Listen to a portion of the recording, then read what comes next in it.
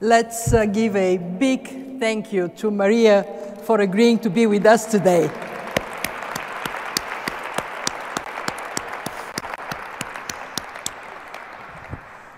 Good morning, everyone. Welcome to the IMF. 6 months ago, in this very place, I spoke of low growth and high debt.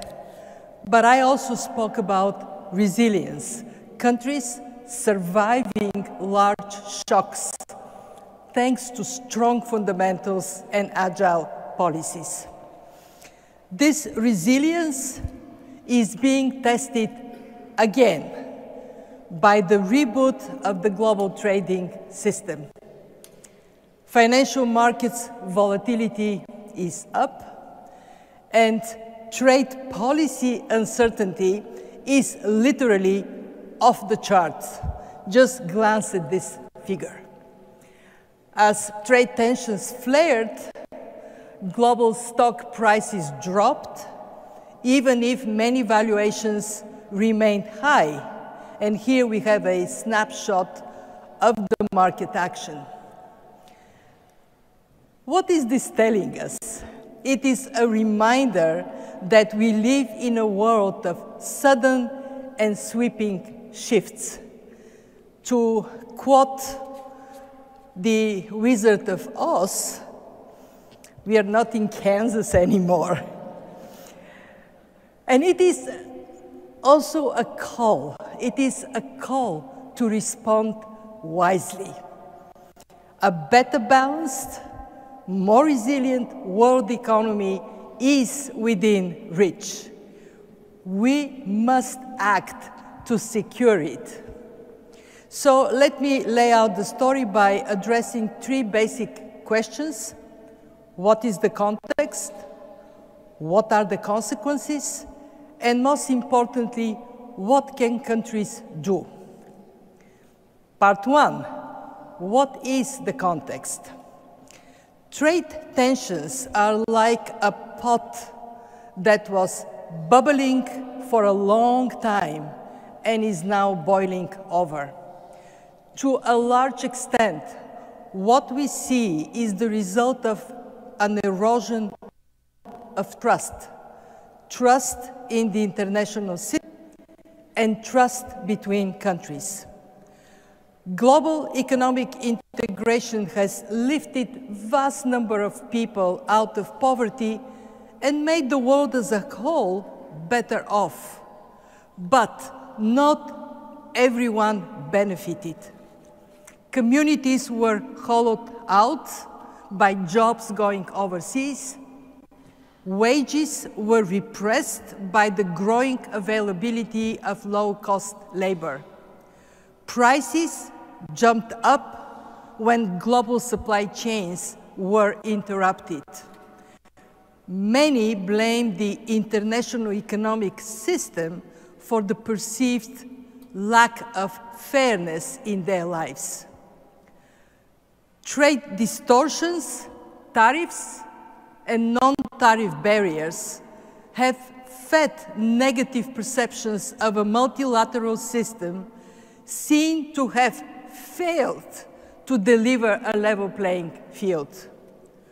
We see these distortions in the following 2 graphs. The first tells us that while in the first 2 decades of this century, the world saw a good convergence toward a low and stable US effective tariff rate, progress stalled in the last decade. The second graph shows a count of the number, not the size, the number of net new subsidy measures by major jurisdiction. This is an incomplete picture, but one that shows the broad direction, non-tariff barriers on a rising trend. This feeling of unfairness in some places fits the narrative. We play by the rules, while others game the system without penalty. Trade imbalances steer trade tensions. Then comes national security. In a multipolar world, where things are made may matter more than how much they cost. The logic of national security says that a broad range of strategic goods, from computer chips to steel, must be made at home, and that is worth paying for. Self-reliance is staging a comeback. All these concerns taken together have now bubbled over, leaving us in a world where industry gets more attention than the service sector, where national interests tower over global concerns, and where assertive actions trigger assertive reactions. Part 2. What are the consequences? Short answer, significant. Let's start with tariffs. Putting together all the recent tariff increases, pauses, escalations, and exemptions, it seems clear that the US effective tariff rate has jumped to levels last seen several lifetimes ago, and other countries have responded. And then there are the spillovers. As the giants face off, smaller countries are caught in the cross currents. China, the EU, and the United States, despite having relatively low imports to GDP, are the world's 3 largest importers. Key implications? Size matters. Their actions impact the rest of the world. Smaller advanced economies and most emerging markets rely more on trade for their growth and are thus more exposed, including to tighter financial conditions. Low-income countries face the added challenge of collapsing aid flows as donor countries pivot to dealing with domestic concerns. What will be the impact of these tensions? Let me offer 3 observations. First, uncertainty is costly. The complexity of modern supply chains means imported inputs feed into a broad range of domestic products. The cost of one item can be affected by tariffs in dozens of countries. In a world of bilateral tariff rates, each of which may be moving up or down, planning becomes difficult. The result? Ships at sea not knowing which port to sail to. Investment and consumer decisions postponed. Financial markets volatile, precautionary savings up. The longer uncertainty persists, the larger the cost. Second, rising trade barriers hit growth upfront. Tariffs like taxes raise revenue at the expense of reducing and shifting activity, and evidence from the past episodes suggests higher tariff rates are not paid by the trading partners alone. Importers pay some part through lower profits, and consumers pay some part through higher prices. By raising the cost of imported inputs, tariffs act upfront. Of course, if domestic markets are large, they also create incentive for foreign firms to respond with inward investment, bringing in new activities, new jobs. But this takes time. Third observation, protectionism erodes productivity over the long run, especially in smaller countries. Shielding industries from competition reduces incentives for efficient resource allocation. Past productivity and competitiveness gains from trade erode. Entrepreneurship gives way to special pleadings for exemptions, protection, and state support. This hurts innovation. But again, if domestic markets are large and domestic competition is vibrant, negative effects can be mitigated. Ultimately, trade is like water. When countries put an obstacle in the form of tariff and non-tariff barriers, the flow diverts. Some sectors in some countries may be flooded by cheap imports. Others may see shortages. Trade goes on, but disruptions incur costs. We will quantify this cost in our new World Economic Outlook to be released next week. In it, and I see our chief economist right here, he would make the presentation. In it, our new growth projections will include notable markdowns, but not recession. We will also see markups to the inflation forecasts for some countries. We will caution that protracted high uncertainty raises the risk of financial market stress. Earlier this month, we saw unusual movements in some key bond and currency markets. Here we see how, despite elevated uncertainty, the dollar depreciated and US Treasury yields the curves of US Treasury smiled.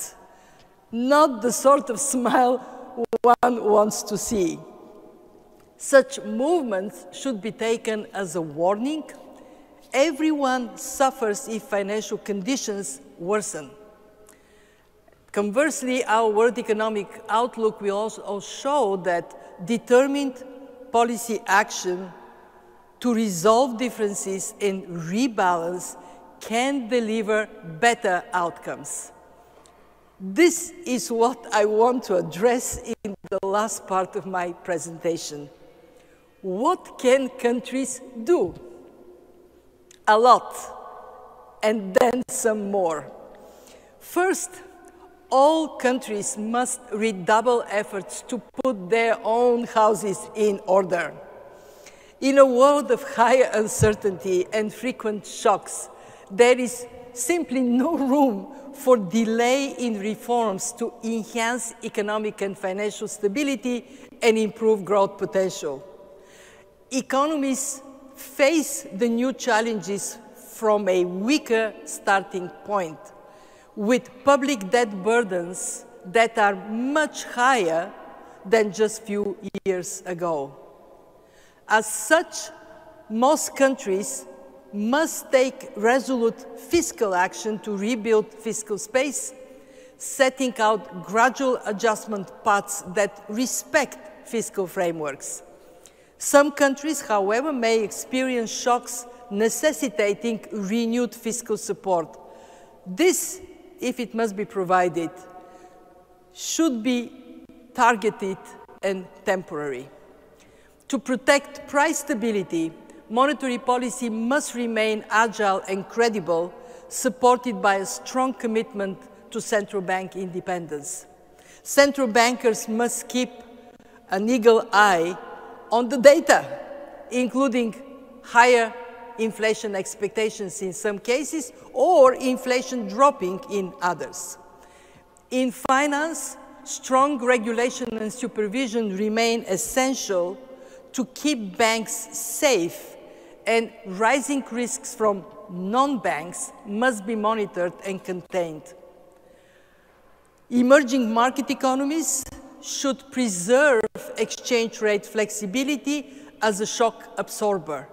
Policymakers can look to the IMF's integrated policy framework for insights on how and when temporary measures may be warranted.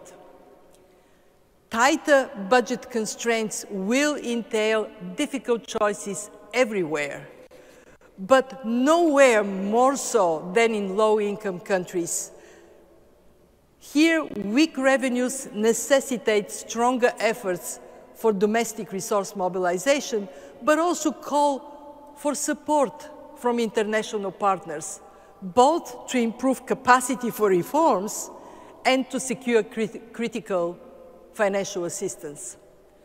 Countries with unsustainable debt should move proactively to resolve sustainability problems, including in some cases by taking the difficult decision to seek debt restructuring. And I'm pleased to mention today that the Global Sovereign Debt Roundtable will soon publish a playbook for country authorities considering debt restructuring to help them in their decision making, to help them and everybody else around the table.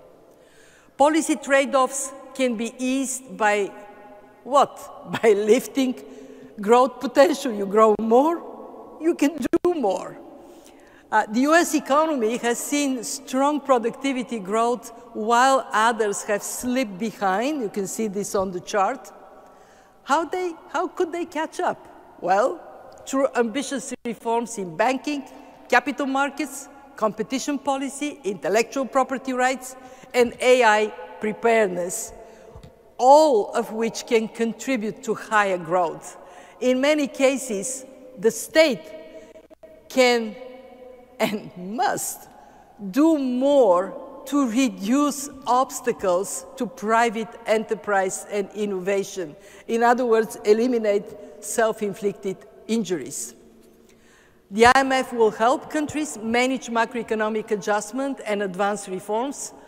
Currently, 48 of those 191 countries are relying on our balance of payment support, including Argentina, where robust market-oriented reforms are now underpinned by our newest and largest program. And I see here the ambassador of Ukraine, including Ukraine, and thank you for being here, Madam Ambassador.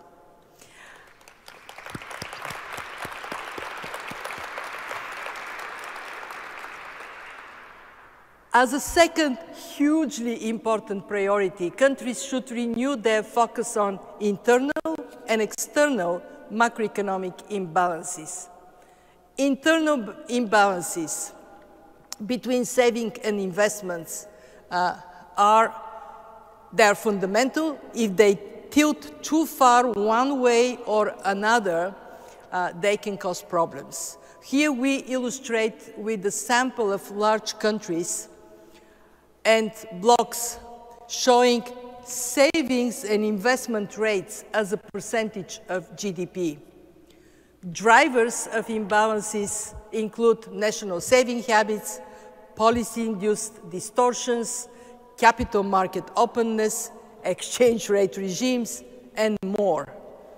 And we have levers to deal with them: fiscal, monetary, exchange rate, and structural policies. Wherever rebalancing is needed, work starts at home. By definition, internal balances also drive external current account balances, shown here in dollar amounts, and thus capital flows. In other words, rebalancing can enhance stability internally, externally, and globally. This is true on its own, given the risk of sudden stops to capital flows, and it is also true because, as noted, external surpluses and deficits can create fertile ground for trade tensions. At the IMF, we know rebalancing is difficult. Current account surplus countries generally feel little urgency to adjust. They are exporters, not importers of capital. And on the other side, countries with reserve currencies, notably the United States, enjoy a special ability to sustain current account deficits. But the net result of sustained surpluses and deficits can be a buildup of vulnerabilities. All countries can pursue policies for better internal and external balance, supporting collective resilience and well-being. Let me zoom in on the three largest actors. In China, we have been advising on policies to boost chronically low private consumption. These include, one, steps to dial back industrial policies and pervasive state involvement in industry. Two, measures to improve social safety nets and reduce the need for precautionary savings. And three, fiscal support to address property sector weaknesses. Such actions, if decisive enough, would lift confidence and domestic demand, help repair damaged trade relations, and set the stage for the next phase of China's growth story. Among other things, the story needs to include a warmer embrace of the natural progression from manufacturing to services as economies developed. In the EU, assertive fiscal expansion by Germany to facilitate defense and infrastructure spending will lift domestic demand, as would EU-wide policies to improve competitiveness by deepening the single market. Europe needs banking union. Europe needs capital market union. And Europe needs fewer restrictions on internal trade in services. The list is long. Taken together, fiscal easing and stronger integration would lift growth, increase resilience, and improve both internal and external balances. Last but not least, in the United States, the core macroeconomic policy challenge will be to put federal government debt on a declining path. Achieving this path will require significant reductions to the federal budget deficit, which, among other things, necessitate elements of spending reform. Lowering federal debt would both strengthen resilience and reduce the current account deficit. Reforms and rebalancing are not just for the three big blocks here, they're for everybody. From ASEAN to the Gulf Cooperation Council, across the African continent, and elsewhere, policymakers are taking action to strengthen their economies, improve regional ties, and reduce surpluses and deficits. We strongly support these efforts. Finally, let me go to the third major priority and the most pressing one by far, ensuring that there can be cooperation in a multipolar world. In trade policy, the goal must be to secure a settlement among the largest players that preserve openness and deliver, very important, deliver a more leveled playing field. To restart a global trend towards lower tariff rates while also reducing non-tariff barriers and distortions.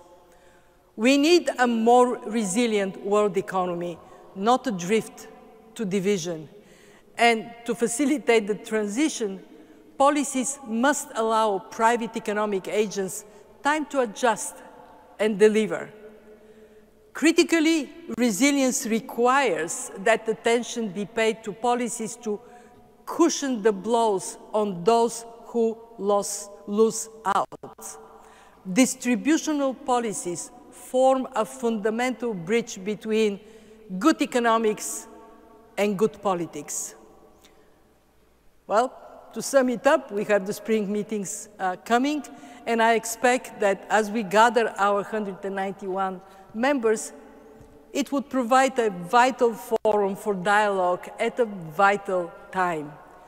All countries, large and small alike, can and should play their part to strengthen the global economy in an era of more frequent and severe shocks.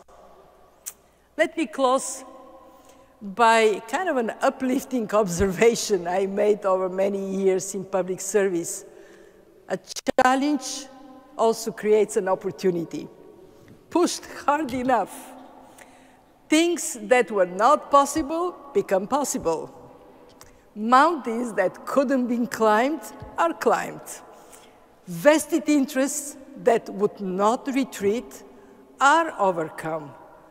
With cool heads, clear vision, and strong will, times of change can be times of renewal. The secret to seizing the moment is to focus all energy not on preserving the old, but on building the new, a better balanced, more resilient world economy. Thank you very much.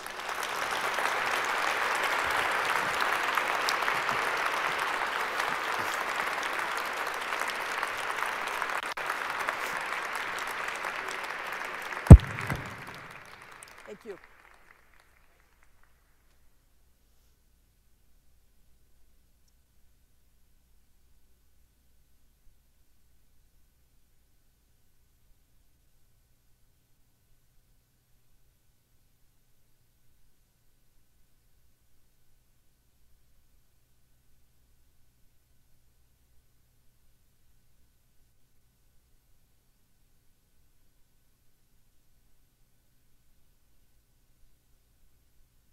To be in the picture, so Maria and I are going to arrange for that. Great. Oh, that's good. Yeah. We are gaining time to move the various things. Yes.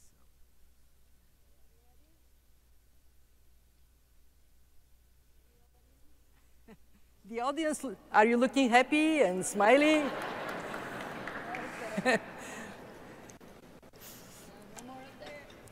Thank you. Thank you. That's perfect. Love it. Shall we? Yes.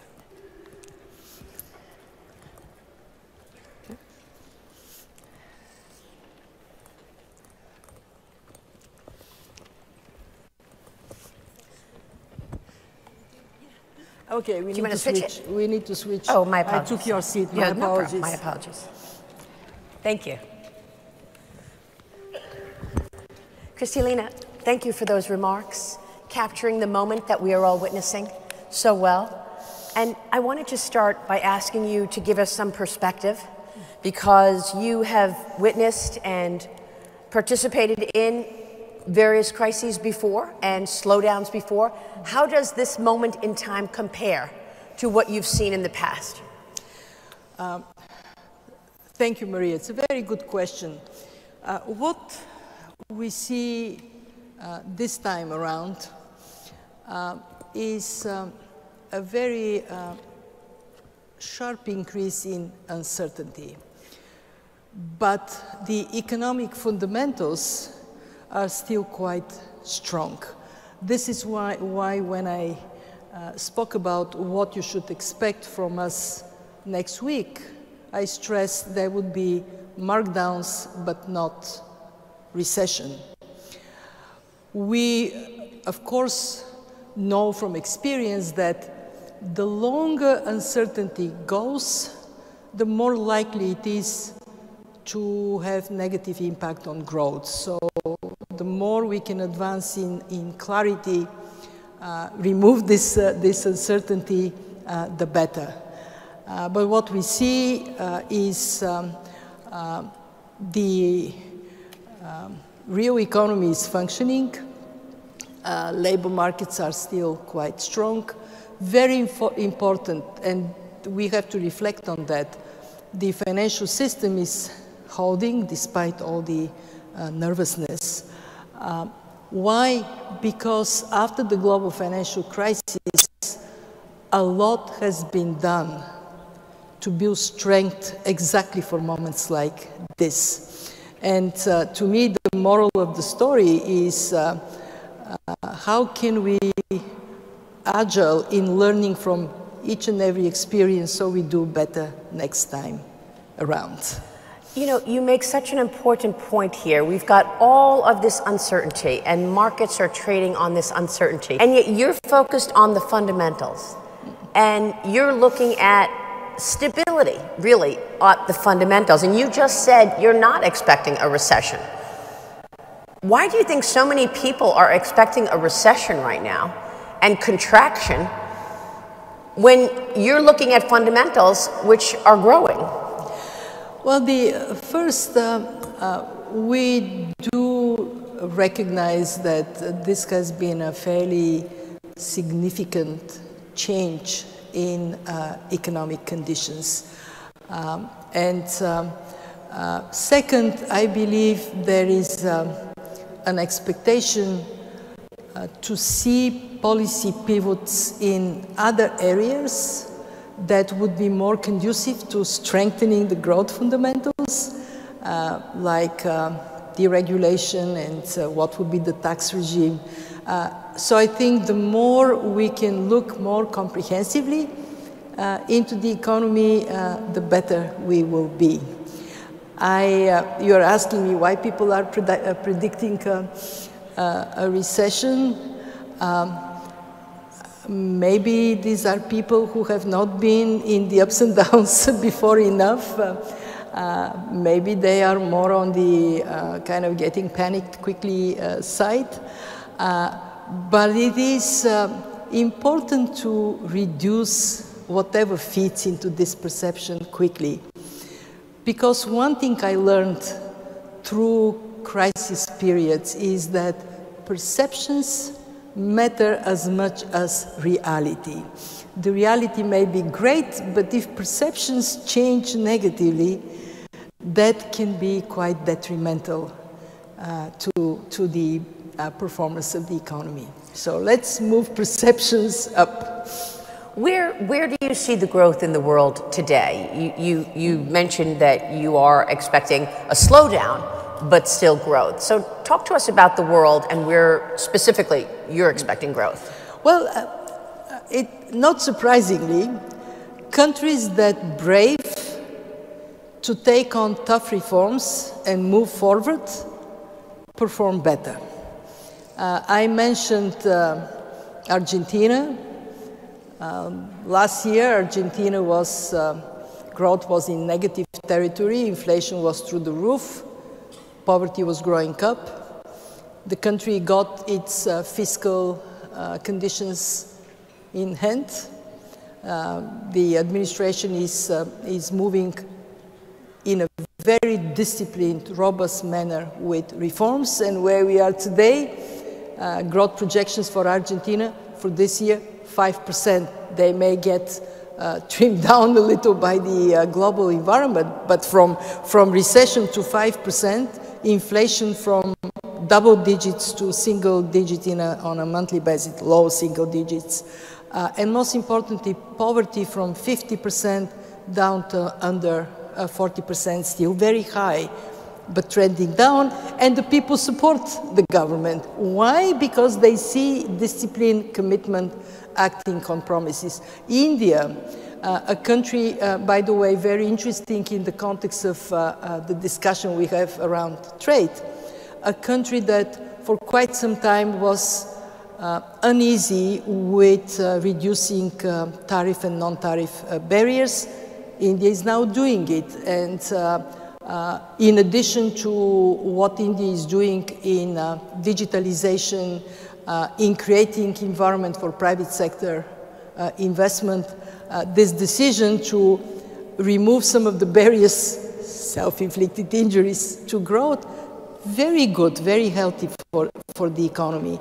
We see in Ukraine, a warm, torn country, the government is implementing reforms. Wow. So when there is that will to do what is tough, but healthy for the economy, and fundamentally, when the power of businesses to create jobs and bring growth up is unleashed, good things happen. And the IMF recently announced a program for Argentina. tell us about the IMF and what function you're leading here and its impact on the world. Well, this is a wonderful organization. It has the very best people working for it. But on a serious note, the IMF is really a great stabilizer and supporter of reforms in the world, openness of economies. First, we are the institution that can rescue countries in trouble. And we can come fast with substantial financial support, leveraging contributions from others. Second, we are a very unique funding model. My gratitude to our founders for inventing it, because we don't ask taxpayers for money. We operate like a savings account. So countries put money at the fund, we lend. This is your money, and then we pay back with interest. The United States in the last 2 years got $3.1 billion in interest payments for the money we lent to countries in need. And three, we have been built on the foundation of good policies, especially policies that open up space for creativity, for innovation, for private sector flows. And I can say the United States, our largest member, 17.4%. I mean, people don't realize that how big the US is at the fund. The next biggest is Japan, 6.5. It has been a very important partner and kind of a force for the discipline in how we work. The foundation for the good work of the fund is the fact that we are the only institution that takes the pulse on every economy every year. And then we collect this information, where our countries are going. We collect it, and that gives a picture of where the world is headed. That is very valuable for all our members. Thank you for that. That's very important to understand. President Trump seems to have shaken things up with his tariff plan, and that has been the focus largely of markets and certainly leaders across the world as he negotiates trade deals. But there's a broader plan of the U.S.'s agenda. President Trump talked about extending tax cuts, deregulation, and when we were in Davos earlier this year, I know it was all about deregulation. There was so much conversation that Europe should be deregulating. How significant is the rest of the agenda? As everyone focuses on tariffs, tell us your assessment of the other things in the agenda and how important they will be. Well, they are very important, and when we were in Davos, here, for a very strong, very robust on the back that multiple elements of the policy agenda.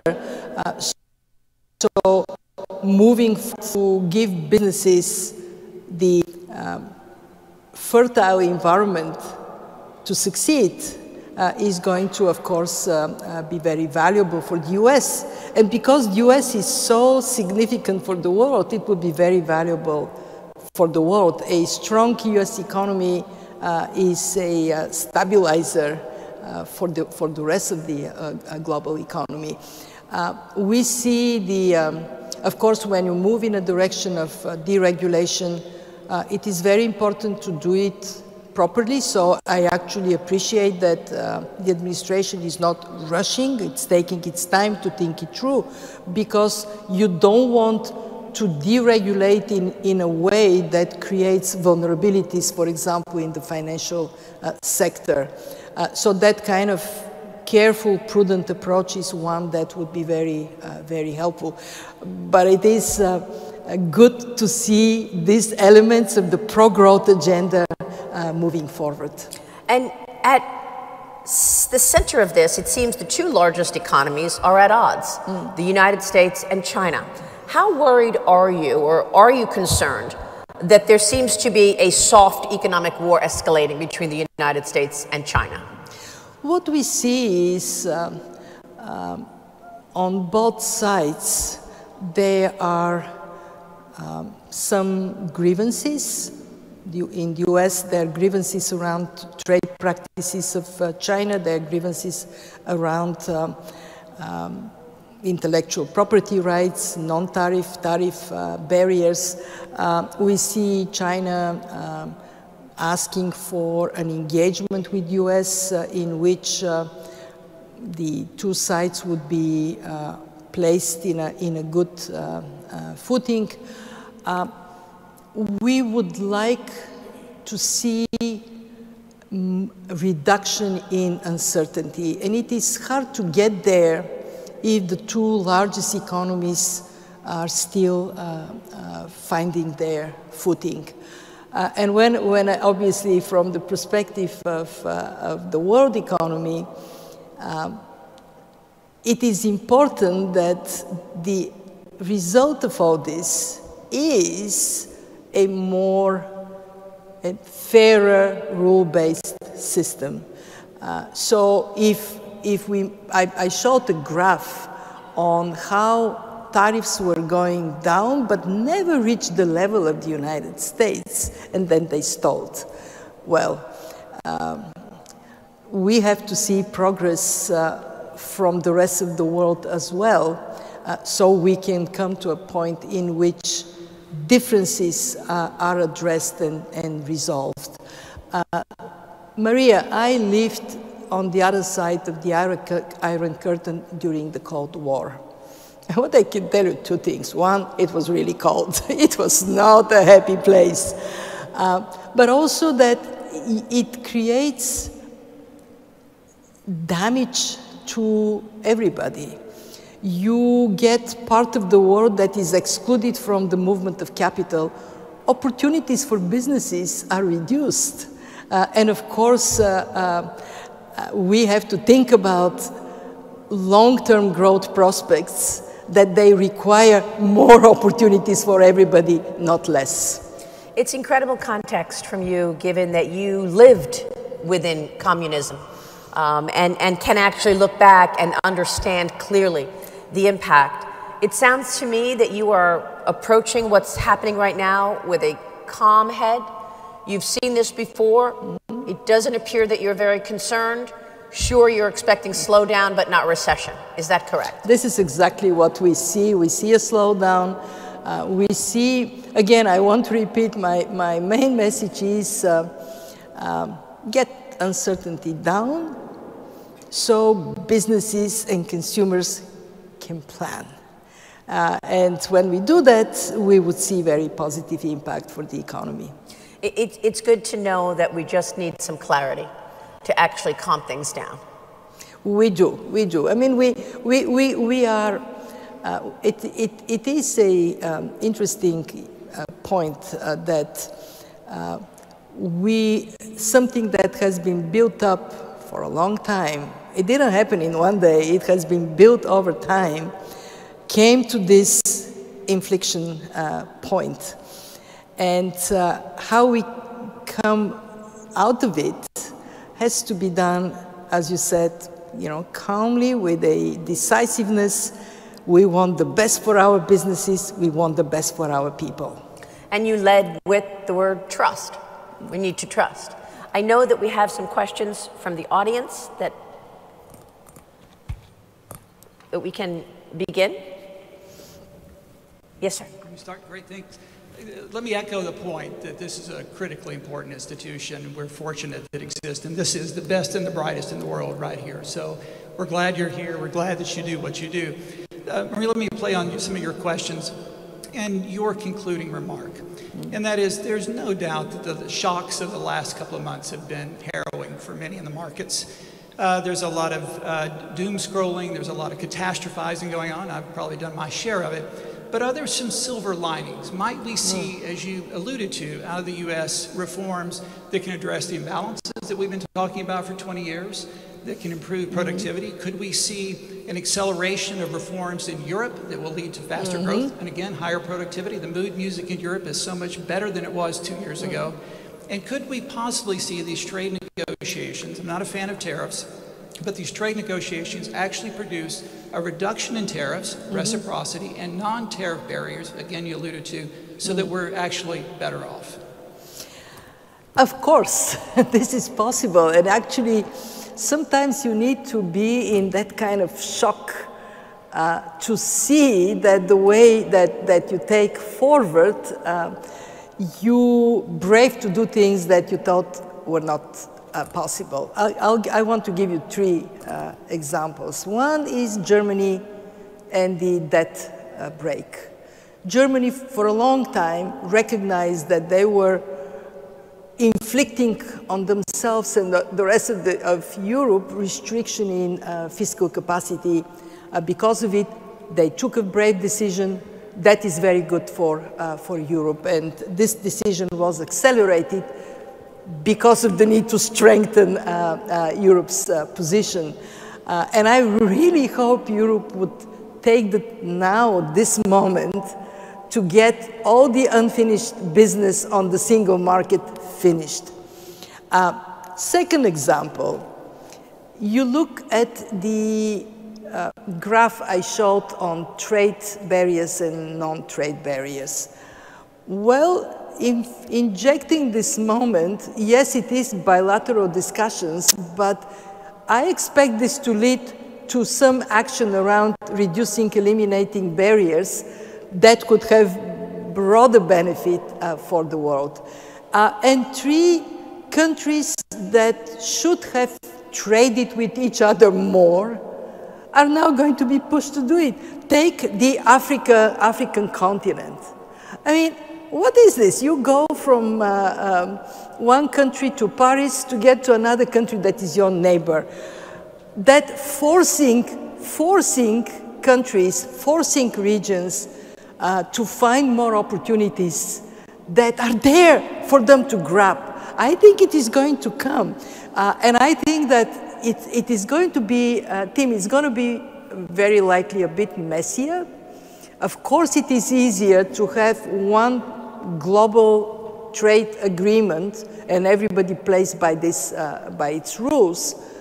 The problem is that it hasn't quite acted with teeth to really get everybody to perform. So we would we're likely to see more bilateral, plurilateral agreements coming.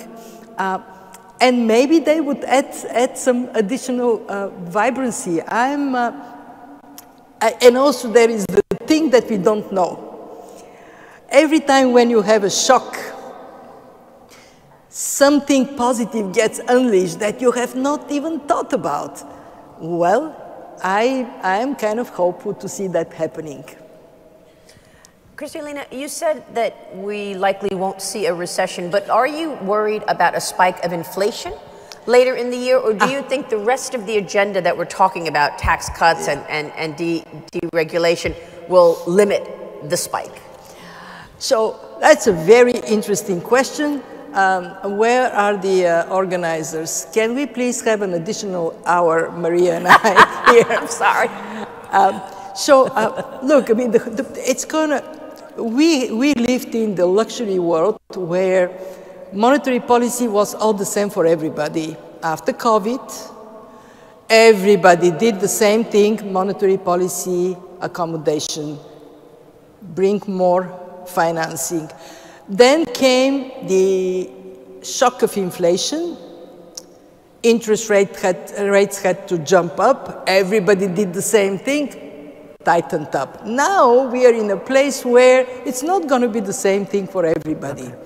You would have, where it is more of a supply shock, in other words, fewer goods, more expensive goods, that may push inflation up.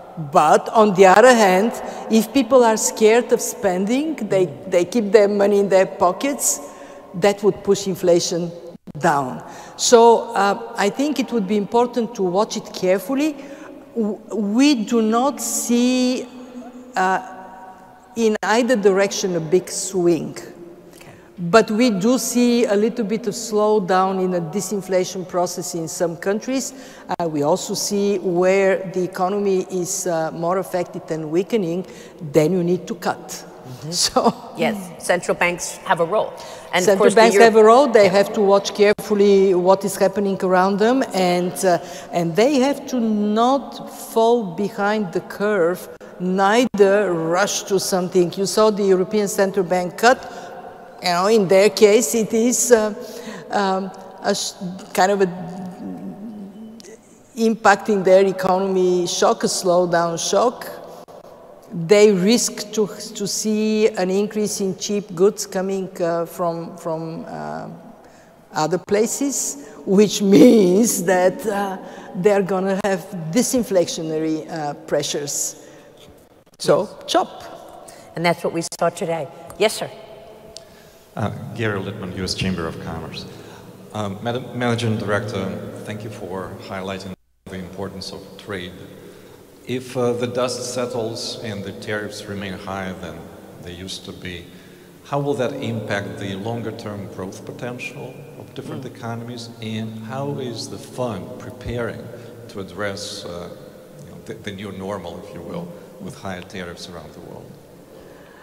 So first, we are not prejudging where tariffs would land, because we think it's something that we need to watch carefully. There may be some places where actually the direction is to bring tariffs down. I mentioned India as one example. And second, we think of growth drivers, potential growth in a more comprehensive manner. And actually, one thing that pains me is that before this focus on tariff came, we were all talking about artificial intelligence, how it is going to increase productivity, competition, how important it is, removing barriers for private initiative, how important this is. And now we forgot about that part. And actually, when we are here next week for our global debate, we will try to bring back this focus, pro-growth policies, structural reforms that are supportive of growth. Back to your point, you want to be stronger? Well, get your house in order. And part of that is cutting debt. Are you concerned about the level of debt right now in the United States?